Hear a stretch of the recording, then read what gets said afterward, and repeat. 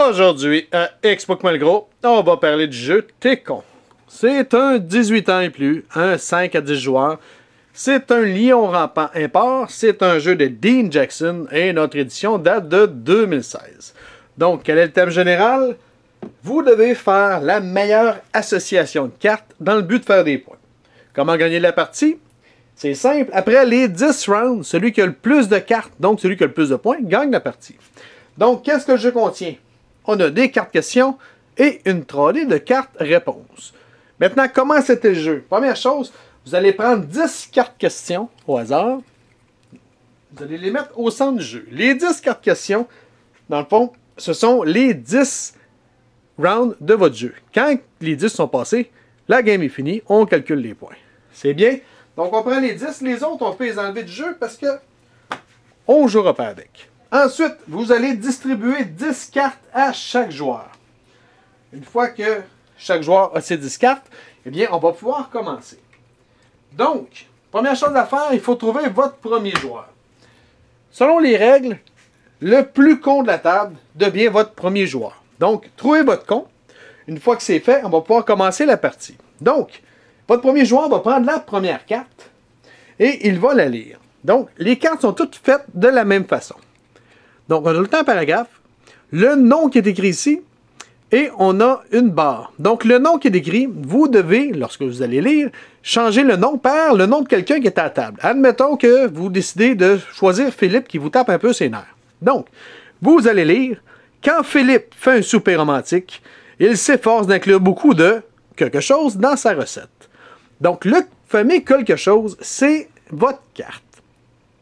C'est bien. Donc, chaque joueur doit trouver la meilleure carte qui est dans ses mains, qui fit dans l'espace. Donc, on met la question au centre. Chaque joueur va essayer de trouver quelle est la meilleure carte. Mettons que moi, je décide de prendre cette carte-là.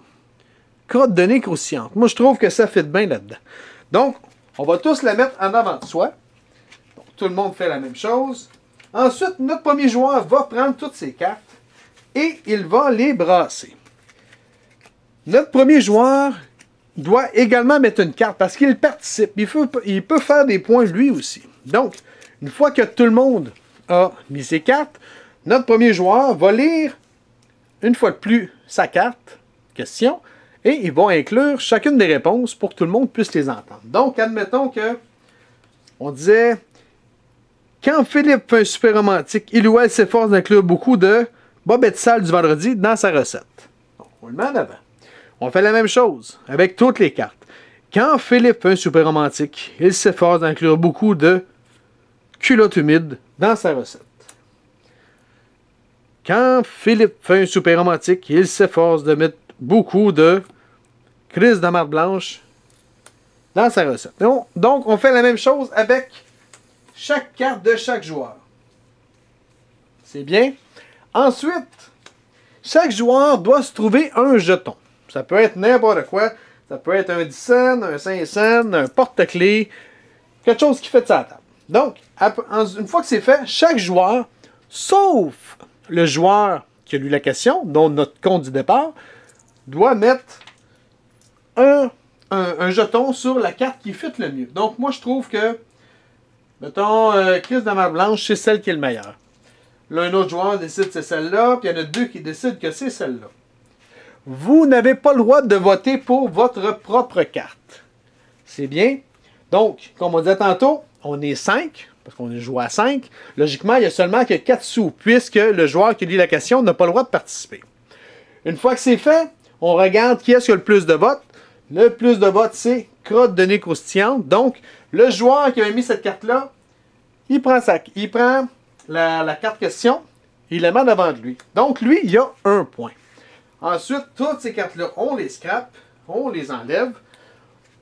On redonne une carte supplémentaire à chaque joueur pour qu'on ait encore 10 cartes pour la prochaine question. On reprend nos jetons et c'est le joueur à gauche de notre premier con qui va piger une carte et la lire. Donc, la prochaine carte, ça pourrait être, moi je dis Nathalie. Nathalie devient nostalgique et pleure toutes les fois que blablabla arrive. Donc, encore là, chaque joueur va regarder dans ses cartes qu'est-ce qui fit le mieux.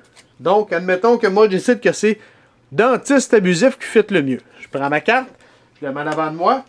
Tout le monde va faire la même chose. Donc, on va se retrouver avec 5 cartes.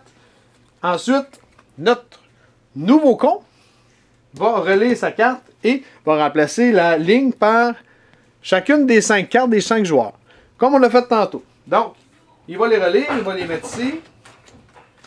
Ensuite, chaque joueur, sauf celui qui a lu, va bêter ou va voter pour celle qui, selon lui, est la meilleure. Si je décide que c'est Crempirotto, eh bien, c'est lui qui gagne. On regarde c'était qui. C'était Mélanie. Mais Mélanie va prendre la carte question, la met en avant d'elle, donc elle a un point. On fait ça pour les 10 cartes questions. Ensuite, quand la 10e carte question est faite, on regarde qui est-ce qui a le plus de cartes. Celui qui en a le plus, c'est lui qui gagne. S'il y a une égalité, bien, vous faites un nouveau round, une 11e carte, pour déterminer qui est le grand gagnant. C'est aussi simple que ça. Vous avez des questions ou des commentaires, vous pouvez nous écrire à Explique-moi le gros, soit sur YouTube ou sur Facebook. Et sur ce, bonne game!